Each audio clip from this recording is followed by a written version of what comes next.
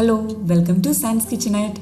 ഇന്ന് നമ്മൾ തയ്യാറാക്കുന്നത് ഒരു നാടൻ 4 മണി പലഹാരമായ പഴം നിറച്ചതാണ്. ഇത് വളരെ പെട്ടെന്ന് തന്നെ തയ്യാറാക്കാൻ പറ്റിയ ഒരു പലഹാരമാണ്. അപ്പോൾ നിങ്ങൾ എൻ്റെ ചാനൽ ആദ്യമായിട്ടാണ് കാണുന്നതെങ്കിൽ പ്ലീസ് ഒന്ന് സബ്സ്ക്രൈബ് ചെയ്തേക്കണേ. വീഡിയോ ഇഷ്ടപ്പെട്ടാൽ ലൈക്ക് ചെയ്യുക, ഷെയർ ചെയ്യുക. അപ്പോൾ നമുക്ക് നേരെ തന്നെ പഴം നിറച്ചത് ഉണ്ടാക്കാം. ആദ്യമേ നമുക്ക് ഇതിലേക്ക് വേണ്ട ഫില്ലിങ് തയ്യാറാക്കാം. അതിനായിട്ട് ഞാനിവിടെ 1/4 കപ്പ് ശർക്കര, കുറച്ച് കാഷ്യൂ നട്ട്സ്, കുറച്ച് റൈസിൻസ്, ഏലക്ക, 1/2 കപ്പ് തേങ്ങയുമാണ് എടുത്തിരിക്കുന്നത്. ഇനി ഇതിലേക്ക് ആവശ്യമായ ശർക്കര പാനിയാക്കിയെടുക്കാം. ചൂടായ പാനിലേക്ക് ശർക്കര ചേർത്ത് കൊടുക്കാം. ഇനി ഇതിലേക്ക് 1 ടേബിൾ സ്പൂൺ വെള്ളവും കൂടി ചേർത്ത് ശർക്കര പാനിയാക്കിയെടുക്കാം. അപ്പോൾ ശർക്കര പാനി റെഡിയായി വന്നിട്ടുണ്ട്. ഇത് നമുക്കൊന്ന് അരിച്ചെടുക്കാം.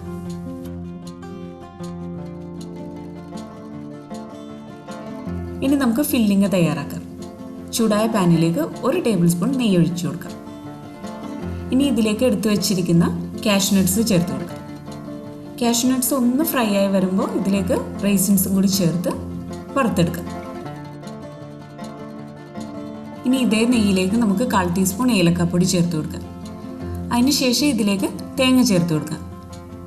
ഇനി ഈ തേങ്ങ ചെറുതായി ഒന്ന് വഴറ്റിയിട്ട് ഇതിലേക്ക് ശർക്കര പാനി ചേർത്ത് കൊടുക്കാം. ഇനി ഇതെല്ലാം കൂടി നന്നായിട്ടൊന്ന് യോജിപ്പിച്ചെടുക്കാം.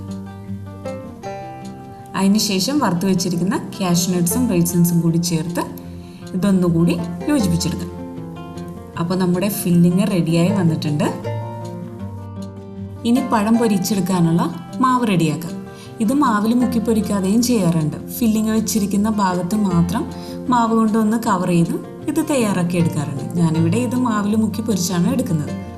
അതിനായിട്ട് ഞാനിവിടെ 1 കപ്പ് മൈദപ്പൊടിയാണ് എടുത്തിരിക്കുന്നത്. ഇതിലേക്ക് 2 പിഞ്ച് മഞ്ഞൾപ്പൊടിയും ആവശ്യത്തിന് ഉപ്പും ചേർത്ത് ഇത് നമുക്കൊന്ന് മിക്സ് ചെയ്തെടുക്കാം. ഇനി ഇതിലേക്ക് ആവശ്യത്തിന് വെള്ളം ഒഴിച്ച് മാവ് തയ്യാറാക്കാം. ഞാനിവിടെ 1 കപ്പ് വെള്ളമാണ് എടുത്തിരിക്കുന്നത്.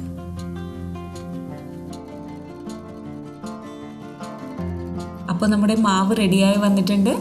ഈ ഒരു കൺസിസ്റ്റൻസിയിലാണ് മാവ് തയ്യാറാക്കിയിരിക്കുന്നത്. ഇനി നമുക്ക് പഴം നിറച്ചത് ഉണ്ടാക്കുന്നതിന് വേണ്ടി ഞാനിവിടെ 4 ചെറിയ ഏത്തപ്പഴമാണ് എടുത്തിരിക്കുന്നത്. ഇനി ഈ പഴം നമുക്ക് ഇതുപോലെ കട്ട് ചെയ്യാം. ഇനി ഇതിലേക്ക് തയ്യാറാക്കി വെച്ചിരിക്കുന്ന ഫില്ലിങ് ഇതുപോലെ വെച്ചു കൊടുക്കാം.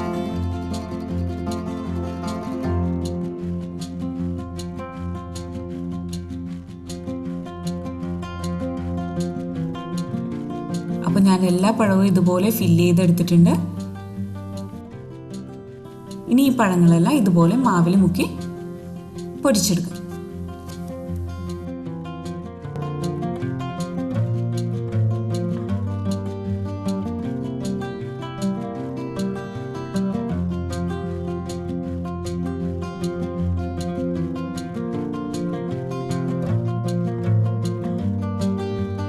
അപ്പോൾ നമ്മുടെ പഴം നിറച്ചത് തയ്യാറായി വന്നിട്ടുണ്ട്. ഇത് ശർക്കര ഇല്ലെങ്കിൽ പഞ്ചസാര വെച്ച് ഇതുപോലെ തന്നെ തയ്യാറാക്കിയെടുക്കാം. അടിപൊളി രുചിയാണ്. എല്ലാവരും ട്രൈ ചെയ്ത് നോക്കുക. Thanks for watching.